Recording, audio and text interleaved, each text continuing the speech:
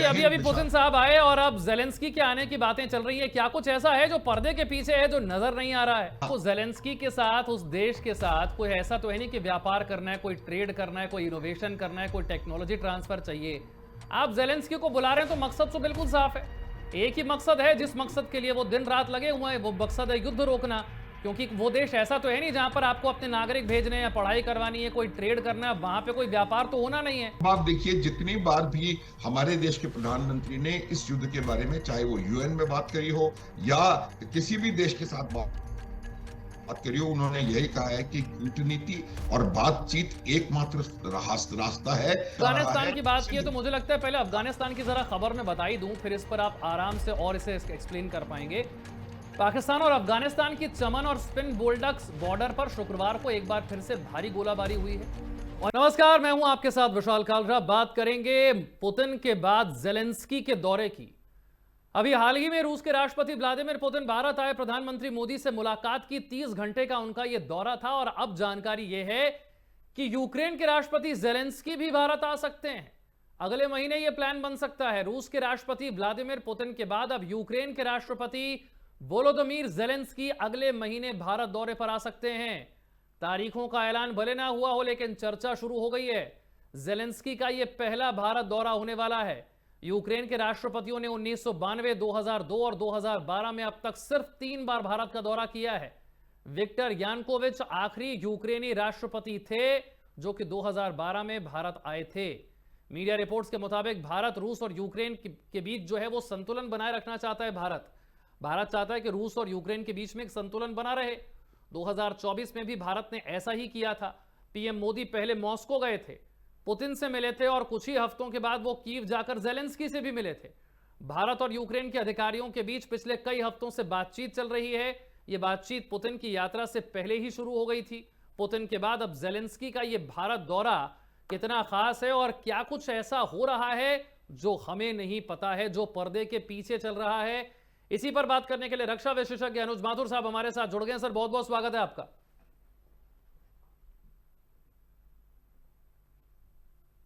अनुज माथुर साहब, आवाज मिल रही है आपको? हाँ, मेरे को आप मेरे आवाज सुन पा रहे हैं? जी जी जी जी जी। मेरा प्रश्न ये है कि अभी अभी पुतिन साहब आए और अब जेलेंस्की के आने की बातें चल रही है। क्या कुछ ऐसा है जो पर्दे के पीछे है जो नजर नहीं आ रहा है? क्योंकि भाई युद्ध रुकवाने के लिए प्रयास तो बड़े दिनों से हो रहे हैं, युद्ध रुक तो पा नहीं रहा है। भारत से क्या अब भी उम्मीदें बची हुई हैं कि पहले पुतिन आए अब जेलेंस्की, कुछ होने वाला है क्या? देखिए, बिल्कुल, अगर किसी से उम्मीद है तो मुझे लगता है वो भारत है। उसकी वजह बिल्कुल साफ है।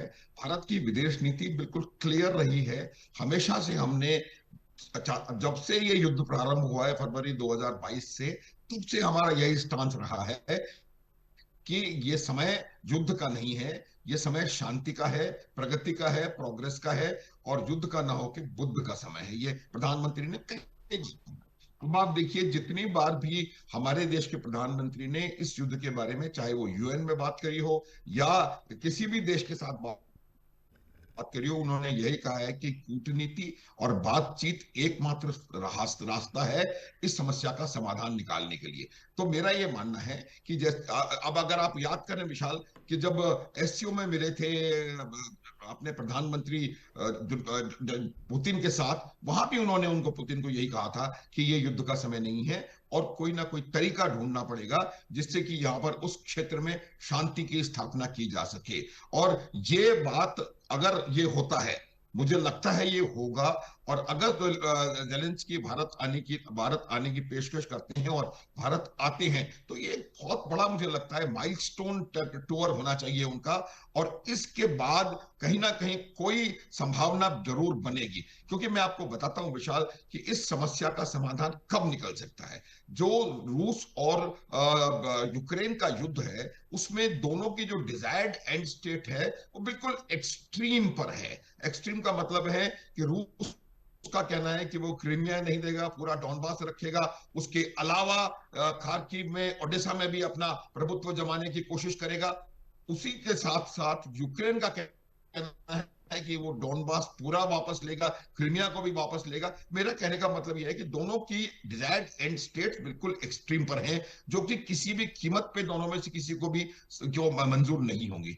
इस वजह से दोनों साइड्स का मेल्टडाउन होना कहीं ना कहीं आवश्यक है। और इस बात की संभावना से मैं इनकार नहीं करूंगा कि उस मेल्टडाउन के बारे में मोदी और पुतिन के बीच में हुई तो कुछ हिंट हो सकता है कि उसका कुछ हिंट उसका मिला हो। और अब नहीं जब माथुर साहब, इसमें जेलेंस्की बात आएंगे इसलिए कर रहा तो हूं वो मैं भी इस बारे में क्योंकि अब बिल्कुल फिनिश। आपको हाँ, आपको जेलेंस्की के साथ, उस देश के साथ कोई ऐसा तो है नहीं कि व्यापार करना है, कोई ट्रेड करना है, कोई इनोवेशन करना है, कोई टेक्नोलॉजी ट्रांसफर चाहिए। आप जेलेंस्की को बुला रहे हैं तो मकसद तो बिल्कुल साफ है। एक ही मकसद है, जिस मकसद के लिए वो दिन रात लगे हुए हैं, वो मकसद है युद्ध रोकना। क्योंकि वो देश ऐसा तो है नहीं जहां पर आपको अपने नागरिक भेजने हैं, पढ़ाई करवानी है, कोई ट्रेड करना है, वहां पे कोई व्यापार तो होना नहीं है। ऐसे में जेलेंस्की के भारत आने का मकसद सिर्फ एक है। इसका मतलब तो यह है कि पर्दे के पीछे कोई तो बातचीत हो रही है, कोई तो तरीका ढूंढा जा रहा है। अभी अभी पुतिन आए, अभी अभी जेलेंस्की आएंगे। विशेष मैं यही कह रहा हूं आपको कि दोनों दोनों साइड्स को अपनी स्टांस में डिजायर्ड एंड स्टेट में मेल्ट डाउन लाना पड़ेगा। और वो मेल्ट डाउन, वो जब या तो वो दोनों आपस में बातचीत करें, ये किसी एक और के पास जाकर के उस मेल्ट डाउन की जो उनकी उनकी जो संभावित कंसेशन जो देना जो तैयार है रूस यूक्रेन को या यूक्रेन रूस को, वो कंसेशन किसी और को बताए जाए। तो मुझे लगता है कि मैंने आपको यही बोला कि शायद उसमें कोई बातचीत हुई हो। और अब जेलेंस्की के साथ जब बातचीत होगी तो हो सकता है कि एक कोई कॉम्प्रोमाइज सोल्यूशन, कॉम्प्रोमाइज फॉर्मूला निकल करके सामने आए, जिस पे इन दोनों को स्वयं बात करनी होगी। विशाल, मैं आपको बता रहा हूं, किसी भी प्रकार की शांति प्रक्रिया अगर दो बेलिजरेंट नेशंस हैं उनके बीच में उस समय तक माकूल नहीं हो सकती जब तक कि वो दोनों आपस में बातचीत ना करें या किसी ऐसे प्लेटफॉर्म पे हो जहां पर दोनों मौजूद हों। अमेरिका का जो प्रयास विफल रहा उसकी वजह सिर्फ यही थी कि अमेरिका ने जेलेंस्की से अलग बात करी, पुतिन से अलग बात करी, और फिर अपना एक अलग से आप प्लान ये बना कह करके रहे उन्होंने दे हैं दिया। कि जो काम अमेरिका नहीं कर पाया वो भारत कर सकता है, क्योंकि भारत अपने ईगो में नहीं चलता है। बिल्कुल निश्चित रूप से सकता है, इसमें संदेह नहीं है। और ये जो दो कॉन्जिक्यूटिव विजिट्स हैं ये इसी बात का द्योतक है विशाल। पर सर, बिल्कुल मेरे मन में एक और भारतवर्ष। हाँ, प्रश्न आ रहा है। मेरे मन में प्रश्न आ हाँ, रहा है कि कहीं मोदी जी ने सीज फायर करवा दिया दोनों के बीच में तो ट्रंप साहब इतने दुखी हो जाएंगे, इतने दुखी हो जाएंगे कि वो क्रेडिट वहां से भी मांग लेंगे कि ये सीज फायर मोदी जी ने नहीं करवाया, मैंने करवाया है। उसका क्रेडिट छीनने आ जाएंगे। तो ऐसे में मोदी जी ने अगर सीज इसमें फायर करवा दिया तो बड़ी दिक्कत हो इस जाएगी ट्रंप के लिए।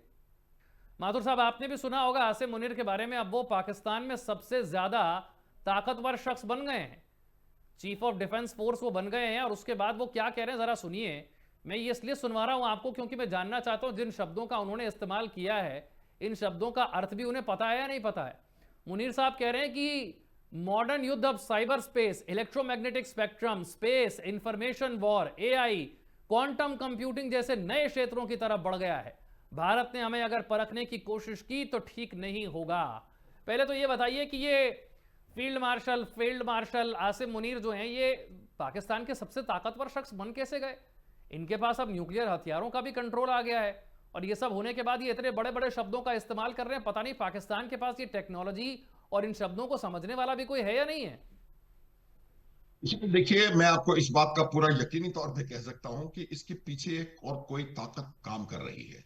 इतनी बड़ी ताकत उनको दे देना, असीम शक्तियां असीम मुनीर के पास इन्होंने निहित कर दी हैं, ये इसके पीछे ये पाकिस्तान के बस की बात नहीं है। मैं आपको यकीनी तौर पे कह सकता हूं, मेरा ये मानना है कि इसके पीछे अमेरिका का हाथ है।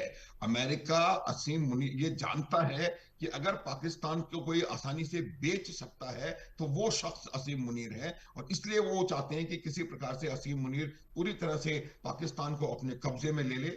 एक बात बिल्कुल साफ है, ये बात कई दफा कही है मैंने, कि पूरी दुनिया में देशों के पास सेना होती है, पाकिस्तान एक ऐसा अजूबा है जहां सेना के पास एक देश है।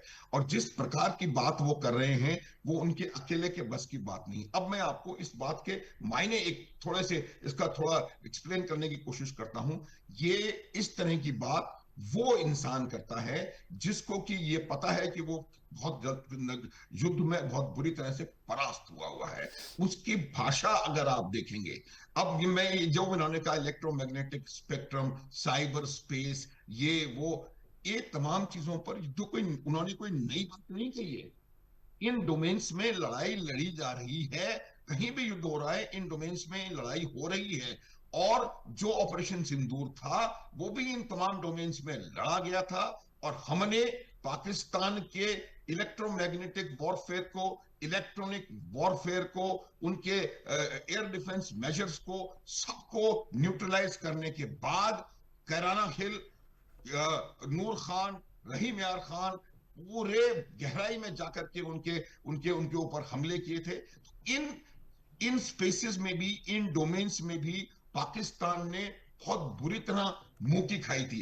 अगर आप नूर खान में जाकर के बमबारी कर रहे हैं, इसका अर्थ यह है कि भारत की सीमा से लेकर के नूर खान तक कोई भी स्पेक्ट्रम, चाहे वो इलेक्ट्रोमैग्नेटिक स्पेक्ट्रम हो, electronic warfare, electronic support counter measures हो, या और कोई एयर डिफेंस मेजर्स हो, या उनकी एयरफोर्स हो, या उनकी आर्म्ड फोर्सेज हो, कोई भी काम नहीं कर सका। वरना आप मुझे बताएं कि किस तरह से शत्रु की एयरफोर्स आकर के और आपके न्यूक्लियर एसेट्स के ऊपर और आपके सबसे इंपॉर्टेंट एयरफील्ड के ऊपर हमला कर सकती है। तो इन तमाम डोमेन्स में पाकिस्तान परास्त हुआ था। और ये जो असीम मुनीर की भाषा है वो इसीलिए है कि उनको लगता है कि अब इनको इन डोमेन्स को सशक्त करने की पर आवश्यकता क्या है। अनुज माथुर साहब अन्यथा ऐसा कुछ हो रहा है पाकिस्तान में जो हम मिस कर जा रहे हैं? असीम मुनीर को असीम शक्तियां मिलने के लिए के पीछे क्या भारत को चिंता करने की जरूरत है? क्या आने वाले दिनों के लिए कोई संकेत मिल रहा है? बिल्कुल बिल्कुल, हमारे को सावधान रहने की आवश्यकता है। उसकी मैं वजह बताता हूँ कि जितनी बार भी ये हुआ, 1900 जब जुल्फिकार अली भुट्टो ने आउट ऑफ टर्न प्रमोशन देके जियाउल हक को चीफ बनाया, तो उसी जियाउल हक ने जुल्फिकार अली भुट्टो को समाप्त करके और मार्शल लॉ करी और भारत के साथ छेड़खानी करने की कोशिश करी। उसके बाद जब परवेज मुशर्रफ बने तो उन्होंने कारगिल किया। उसके बाद तो जब भी इस प्रकार का सेना के पास ताकत आती है तो वो सेना जरूर कहीं ना कहीं अपने इस मूव को जस्टिफाई करने के लिए भारत के खिलाफ कुछ ना कुछ कार्रवाई करने का प्रयास करती है। तो इसलिए हमें बहुत सावधान रहने की आवश्यकता है। लेकिन इसका ज्यादा खामियाजा पाकिस्तान भुगतेगा, क्योंकि पाकिस्तान का ये जो रेडिकलाइज्ड मुनीर है, ये रेडिकलाइज्ड मुनीर, जो रेडिकल माइंड की वायलेंस होती है, वो कुछ देखती नहीं है। इन्होंने आते ही कहना शुरू कर दिया है कि इमरान खान जो है वो मेंटली इल है या फलाना। तो जब भी कोई डिक्टेटर बनता है विशाल, तो उसका पहला प्रयास ये रहता है कि उनके जो पोटेंशियल एडवर्सरीज हैं या कोई उनके सामने खिलाफ आकर के कोई खड़ा हो सकता है, उसको साइडलाइन करें या एलिमिनेट करें। और वो काम इन्होंने प्रारंभ कर दिया है। और ये बिल्कुल आप देखेंगे, आने वाला समय बताएगा कि किस तरह से वो अपने पोटेंशियल एडवर्सरीज को, चाहे वो आर्मी के अंदर हो या सिविल में हो, उनको ये एलिमिनेट करने की कोशिश करेंगे, पहली बात। दूसरी बात, इनको अगर अपने आप को जस्टिफाई करना है तो उनको एंटी इंडिया रेटोरिक को और ज्यादा श्रिल बनाने की जरूरत है। उसको जितना ज्यादा खतरनाक जितना बनाएगा, उतना ही इनको लगता है कि ये लोगों को इकट्ठा कर पाएंगे। लेकिन अब परिस्थिति एक तरफ से नहीं है।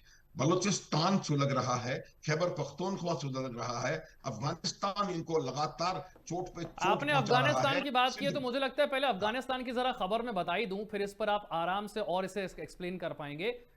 पाकिस्तान और अफगानिस्तान की चमन और स्पिन बोल्डक्स बॉर्डर पर शुक्रवार को एक बार फिर से भारी गोलाबारी हुई है। और इस गोलाबारी में रात करीब 10 बजे यह शुरू होती है, देर रात तक चलती है। दोनों देश एक दूसरे पर हमला शुरू करने का आरोप लगाते हैं। इस गोलीबारी में 5 अफगानी लोग मारे गए हैं, 4 लोग घायल हो गए हैं।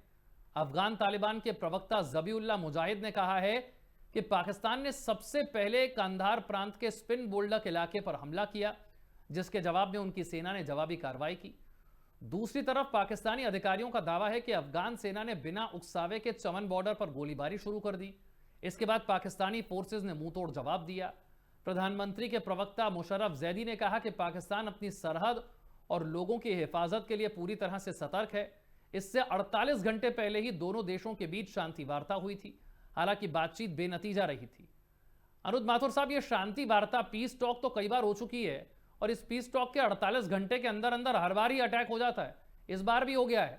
इस बार तो हम देख रहे हैं छोटी मोटी गोलाबारी अब तक होती है। क्या पाकिस्तान अफगानिस्तान में फुल स्केल जंग जो है उसके भी आपको आसार नजर आते हैं कि ये भी आने वाले दिनों में हो सकती है? बिल्कुल हो सकता है, बिल्कुल हो सकता है। उसकी मैं वजह बताता हूं आपको कि क्या है कि अगर आप पूरी तरह से किसी भी अपने मित्र राष्ट्र को पूरी तरह से दबाने की कोशिश करेंगे। मैं आपका ध्यान ले जाना चाहता हूं 2019 की तरफ, जब अमेरिकी सेना अफगानिस्तान छोड़ करके गई थी। उस समय पाकिस्तान का जो स्टांस था वो ये था कि बाकी दुनिया सारी बाहर रहे और जो अफगान तालिबान है वो हमारे हैं, हमने उनको ट्रेन किया है, हमने बनाया है और अफगानिस्तान जो है वो पाकिस्तान का 5वां सूबा बनकर के तैयार हो गया है। उसी अफगानिस्तान ने आज उनके नाकों चने चबा के रखे हुए हैं। उसकी वजह यही है कि उन्होंने अफगानिस्तान को एक बराबरी के राष्ट्र के का दर्जा देकर के उसके साथ मित्रता बढ़ाने और उससे संबंध बनाने के बजाय ये करना ज्यादा प्रेफर किया कि हम उसको दबा लें, बल प्रयोग से उन पर दबाव डाल करके हमारी बातें मनवा लें। यही वजह है आज अफगानिस्तान पाकिस्तान को पूरी तरह से नकार रहा है और वो अफगानिस्तान पाकिस्तान के ऊपर हमले पे हमले कर रहा है। एक बात मैं आपको बता देना चाहता हूं, अफगानिस्तान को कहा जाता है वो सभ्यताओं का और आक्रांताओं का कब्रगाह है। आज जिसने भी अफगानिस्तान में जाकर के, इतिहास इस बात का गवाह है, जिसने भी अफगानिस्तान में कोई भी हमला करने की या उस पर आक्रमण करने का प्रयास किया है, चाहे वो अलेक्जेंडर रहा हो अपने जमाने में या उसके बाद अभी अमेरिका रहा हो, सोवियत रूस रहा हो, कोई भी रहा हो, वो वहां से मर खप के ही भागा है, ये बिल्कुल निश्चित है। और अब अगर पाकिस्तान समझता है कि वो वहां पर कुछ कर पाएंगे तो मुझे लगता है इस गलतफहमी से उनको दूर होने की आवश्यकता है। संभावना पाकिस्तान और अफगानिस्तान में युद्ध होने की पूरी पूरी बनी हुई है। और ये असीम मुनीर का सीडीएफ बन जाना, इलेक्ट्रॉन न्यूक्लियर बटन पर उनका कब्जा हो जाना, पूरी लीगल इम्यूनिटी उनको मिल जाना, जुडिशरी एग्जीक्यूटिव के पीछे की तरफ उनका कोई रिस्पॉन्सिबिलिटी नहीं रहना, ऐसा कोई भी आज तक कोई भी उनका सैनिक तानाशाह इतनी ताकतों का मालिक नहीं था। ये प्रधानमंत्री से ऊपर हैं, राष्ट्रपति तो पहले भी कुछ नहीं था। तो मेरा ये मानना है कि जब इस प्रकार का रेडिकल आदमी जो फ्लोरिडा में जाके ये कह सकता है कि अगर पाकिस्तान के एग्जिस्टेंस पे खतरा आया तो मैं आधी दुनिया तबाह कर दूंगा, इस प्रकार का स्टेटमेंट देने वाले को मुझे लगता है कुछ भी होने की की इजाजत नहीं है, उसके कोई हक नहीं है। और वो आज पाकिस्तान का जो कि एक न्यूक्लियर स्टेट है, एक बिल्कुल निरंकुश तानाशाह बन चुका है। इस बात का संज्ञान अगर आपको ध्यान हो, कुछ दिन पहले United Nations human rights commission ने भी लिया था कि इस तरह का जो अमेंडमेंट है ये नहीं होना चाहिए और एक व्यक्ति के अंदर आप इतनी शक्तियां निहित नहीं कर सकते। लेकिन जिस प्रकार से वो असीम मुनीर वहां का तानाशाह बन चुका है, वह देखेगा पाकिस्तान इस बात को कि आने वाले समय में दोनों तरफ से उनको परेशानी होने वाली है। इंटरनली उनको परेशानी होने वाली है, तमाम सूबों में उनको परेशानी होने वाली है, क्योंकि असीम मुनीर एक पूरी तरह से पंजाबी सुन्नी डोमिनेटेड एक रेडिकलाइज्ड माइंड का मिलिट्री जनरल है, जो कि मुझे लगता है किसी भी आर्मी के लिए खतरा हो सकता है। आने वाला समय मुझे मेरा ये मानना है कि पाकिस्तान के लिए बहुत ज्यादा चुनौतीपूर्ण होने वाला है। उनकी अर्थव्यवस्था पूरी तरह से जर्जर है, उनके पास अपने डिफेंस के लिए कोई चीजें है नहीं और एक बहुत प्रिकेरियस सिचुएशन से मेरे ख्याल से पाकिस्तान गुजर रहा है। ये अमेरिका के कहने पर, अमेरिका के दबाव में असीम मुनीर एक के बाद एक गलत फैसले लेता चला जा रहा है। विशाल, एक चीज आप नोट करेंगे, आने वाला समय देखेगा कि पाकिस्तान की सेना को हमास को डिसआर्म करने के लिए गाजा में इन्वॉल्व किया जाएगा। ये एक बड़ा कारण है जिसकी वजह से ट्रंप जो है वो असीम मुनीर के झप्पियां लगा रहे हैं और इसी वजह से वो पाकिस्तान की सेना को वहां बुला करके करवाना चाहते हैं। मैं याद दिलाना चाहता हूं ब्लैक सितंबर की 1972-73 का समय था, जब जॉर्डन में फिलिस्तीनी शरणार्थियों का कोई बलवा हुआ था, तो उसको डिस्ट्रॉय करने के लिए उन्होंने जियाउल हक जो कि वहां पोस्टेड थे जॉर्डन में, उनको बुलाया और पाकिस्तान ने कुछ ही दिनों में 27,000 फिलिस्तीनियों का मर्डर, कत्लेआम किया था। जितने फिलिस्तीनियों को 40 बरस में इजराइल ने नहीं मारा, उतने फिलिस्तीनियों को पाकिस्तान ने कुछ दिनों में जॉर्डन में खत्म कर दिया था। तो पाकिस्तान जो तो ऐसा पाकिस्तान की सेना मुल्क जो है वो इजराइल के लिए क्या वाकई कुछ कर सकती है? गाजा में उसका कोई रोल हो सकता है?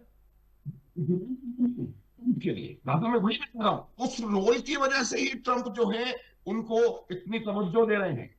वरना पूरी दुनिया जानती है कि असीम मुनीर क्या है। असीम मुनीर को जब 12 जून को अमेरिका में बुलाया गया था, मैं तो यही कहता हूं बुलाया गया था, वो गए नहीं थे, बुलाया गया था, उनको 6 दिन नजरबंद करके रखा है।